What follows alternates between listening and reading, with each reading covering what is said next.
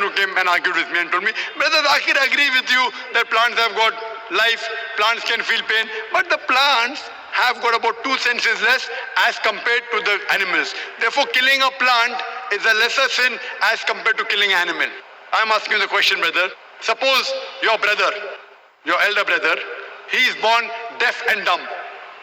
After he grows up, and someone comes and kills him, so will you go and tell the judge, me Lord, give the murderer less punishment because my brother had 2 senses less, he could not hear, he could not speak? Will you say that? In fact, you will say, give the murderer double punishment. He could not hear, he could not speak. My brother was masoom, he was innocent. So, ஒரு பிளான்ஸ்க்கும் டெஃபெண்டமாக இருக்கக்கூடிய ஒரு human பீயிங்ஸ்க்கும் comparison பண்ணுறதே இங்கே தப்பு. It's completely illogical. எந்த விதமான எமோஷன்ஸாக இருக்கட்டும், பெயினாக இருக்கட்டும், எல்லாமே நம்ம ஃபீல் பண்ணுறதுக்கு நம்மளுக்கு அந்த சென்ட்ரல் நர்வஸ் சிஸ்டம் இருக்கணும். இருந்தால் தான் எல்லா கைண்ட் ஆஃப் எமோஷன்ஸை நம்மளால் ஃபீல் பண்ண முடியும். Like humans and animals do. பிளான்ஸ்க்கு வந்து எந்த விதமான சென்ட்ரல் நர்வஸ் சிஸ்டம் கிடையாது, அவங்களுக்கு பெயின் ரிசெப்டாரும் கிடையாது. ஸோ இப்போ நான் சொல்கிறேன், பிளான்ஸ்க்கு வந்து கிட்னி ஸ்டோன் இருக்குதுன்னு சொன்னால் நீங்கள் நம்புவீங்களா?